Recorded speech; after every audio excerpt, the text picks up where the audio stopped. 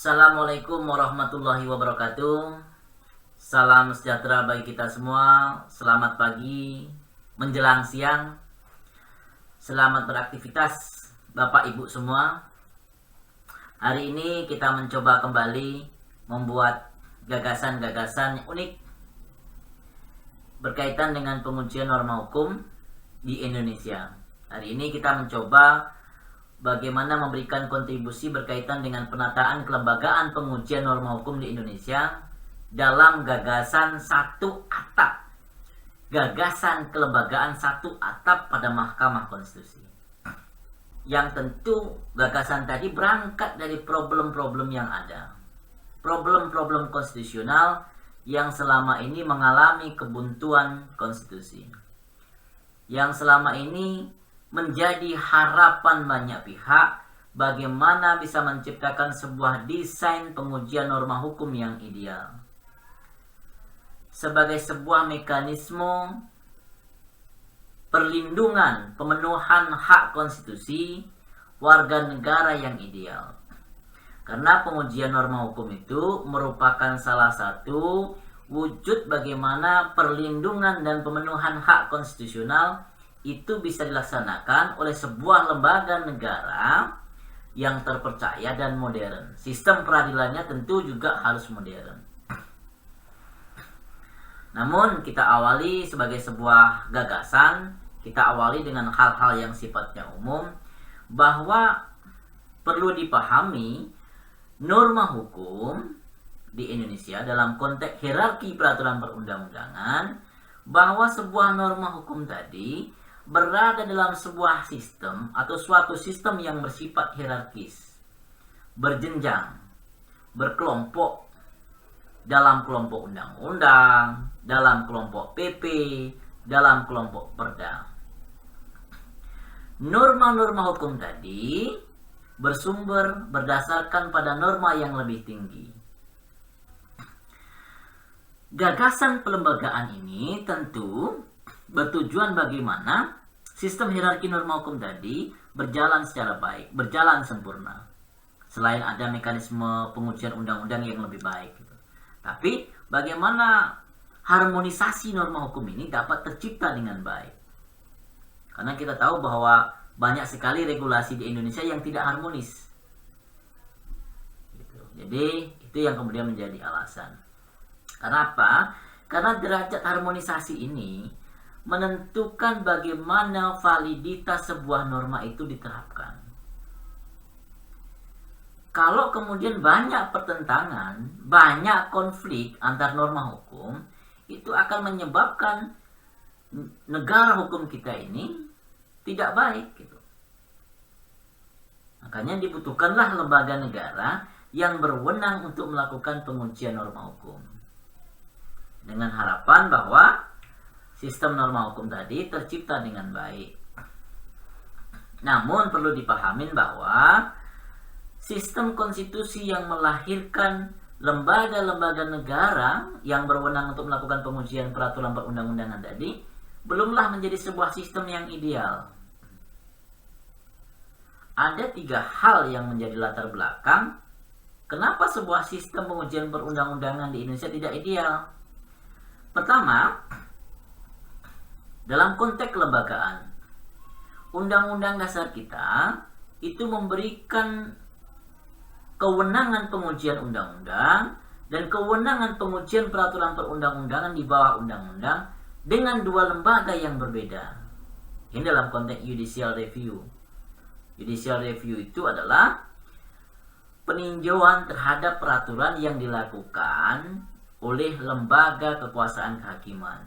Kalau dalam konteks executive review berarti yang berwenang melakukan pengujian adalah lembaga eksekutif. Kalau legislative review berarti yang berwenang melakukan pengujian terhadap regulasi adalah lembaga legislatif. Gitu. Mahkamah Konstitusi memiliki kewenangan untuk menguji undang-undang. Mahkamah Agung memiliki kewenangan untuk menguji peraturan perundang-undangan di bawah undang-undang terhadap undang-undang. Ada 2 lembaga negara lagi yang tentu punya kewenangan untuk menguji sebuah norma. yang kemudian dibatalkan oleh Mahkamah Konstitusi, yaitu Mendagri dan Gubernur sebagai wakil pemerintah pusat di daerah. Mendagri yang kemudian dibatalkan oleh Mahkamah Konstitusi pernah memiliki kewenangan untuk menguji peraturan daerah terhadap undang-undang atau terhadap peraturan yang lebih tinggi. Sementara Gubernur sebagai wakil pemerintah pusat di daerah juga memiliki kewenangan untuk menguji peraturan daerah pada level kabupaten dan kota. Banyak sekali lembaga negaranya. Tentu dengan banyak lembaga negara ini pasti tidak akan menciptakan sebuah sistem konstitusi yang baik. Akan terjadi disparitas putusan dan sebagainya. Yang kedua, persoalan objek pengujian.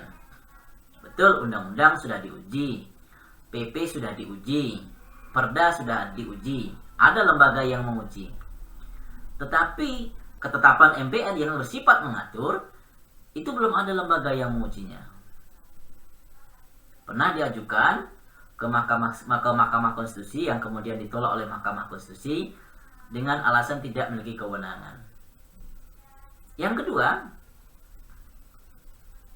banyak di Indonesia undang-undang bertentangan dengan undang-undang yang lain.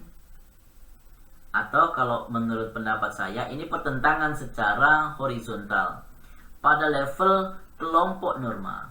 Dalam kelompok norma undang-undang itu banyak yang saling bertentangan, memunculkan konflik. Dan konflik ini tentu kalau tidak diatasi, tidak diselesaikan dengan baik, akan menyebabkan bangunan negara hukum ini menjadi rapuh. Persoalan ketiga berkaitan dengan tolok ukur dalam hal pengujian norma hukum. Argumentasi kenapa pengujian satu atap itu penting dilakukan. Satu, bahwa Mahkamah Konstitusi ini tidak sekedar meletakkan bangunan konstitusi, meletakkan bangunan negara berdasarkan konstitusi. Tapi lebih dari itu, bahwa Mahkamah Konstitusi juga menjaga Pancasila, menerapkan nilai-nilai Pancasila. Sehingga akan lebih mudah kalau kemudian menguji sebuah undang-undang dalam konteks hierarki ke bawah, dalam konteks pemahaman Pancasila. Yang kedua, pengujian satu atap itu lebih menyempurnakan mekanisme checks and balances. Mahkamah Konstitusi merupakan lebih baik diberikan kewenangan berkaitan dengan court of law, sedangkan Mahkamah Agung lebih kepada bagaimana menegakkan keadilan dalam konteks hukum pidana, perdata dan sebagainya dalam konteks court of justice. Selanjutnya adalah bagaimana menciptakan hierarkisitas peraturan perundang-undangan yang berkelanjutan melalui integrasi fungsi pengujian undang-undang, pengujian peraturan perundang-undangan dalam satu atap. Yang keempat, tentu ini yang paling menarik, yang menjadi kelemahan Mahkamah Agung saat ini. Mahkamah Agung saat ini tidak memiliki mekanisme pengujian formil. Tentu mekanisme pengujian formil ini bisa dilaksanakan di Mahkamah Konstitusi. Penataan regulasi melalui pengujian satu atap menjadi lebih baik, tersistem, terencana, sehingga sistem peraturan perundang-undangan yang berbasis pada hierarkisitas tadi akan menciptakan harmonisasi materi muatan yang lebih baik.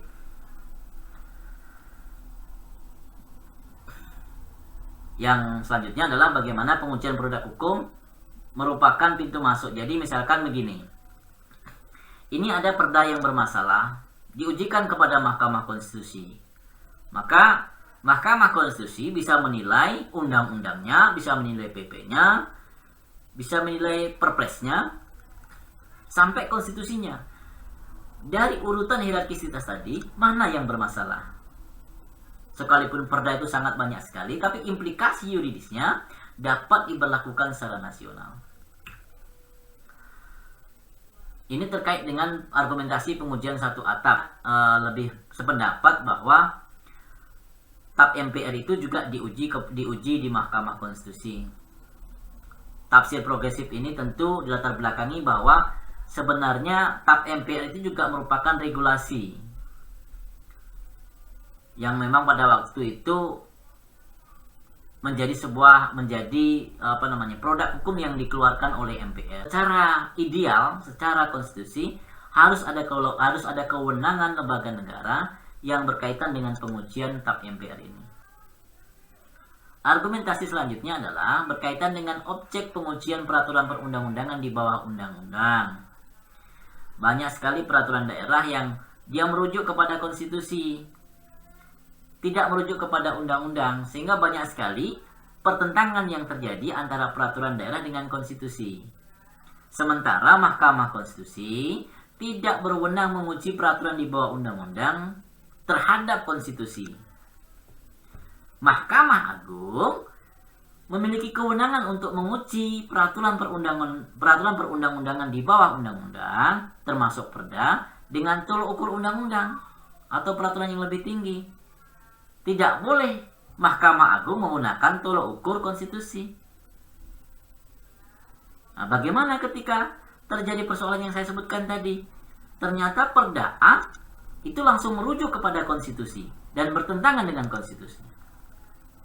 Mekanisme ini tentu tidak bisa terselesaikan kecuali dengan langkah-langkah yang lebih konkret, yaitu pengujian satu atap pada Mahkamah Konstitusi. Terima kasih sudah menonton video YouTube ini. Mari bersama-sama mengembangkan literasi digital hukum ke depan yang lebih maju, lebih modern, dan tentu bagaimana media ini menjadi sebuah ladang membangun kesadaran hukum yang baik. Terima kasih. Assalamualaikum warahmatullahi wabarakatuh. Selamat siang. Salam sejahtera bagi kita semua.